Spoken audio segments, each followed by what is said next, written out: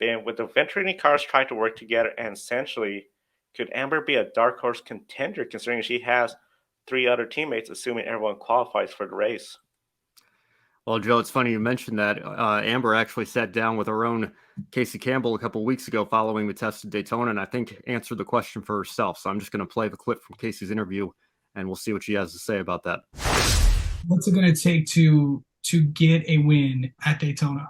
Well, thankfully, I've experienced it last year, so I understand the draft and what it's going to feel like. And even just at the test, I learned so much with the Venturini team, and having those three teammates is going to be so key. Like if you look at the years past, they pretty much lead the race and really can manipulate the race with having those four cars. So it's going to be huge for me. It's going to be huge for my three teammates. And I think as long as we all stick together and do our jobs, like there's no reason we can't finish 1, 2, 3, 4. And obviously, I want to be first.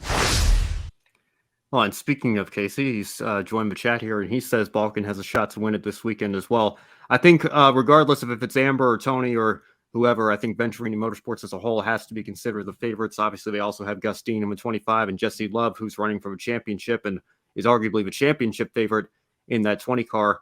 This team is so strong on the super speedways. And even just looking at the practice chart, which I just pulled up, Joe, it looks like Tony ended up in 8th, Gustine 9th, Amber Balcaen 10th, and then Jesse Love in 12th. So the cars running, obviously, practice times aren't always indicative of what we're going to see during qualifying, much less the race.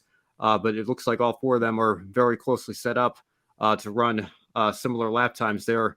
It looks like three of them, at least, Jesse Love said his fastest lap on the 7th lap. The others were on lap 2, so that might have been an organized run. Of course, practice and qualifying for ARCA aren't usually televised, so it's kind of hard for us to, get a read on that any further than just what we see on the timing charts. But, I would definitely expect Venturini to be very, very strong, and Tony and Amber are going to be a part of that. And like Amber said, there's no reason that if the cards fall their way, that they could maybe run 1, 2, 3, 4 for much of the race and maybe even finish that way.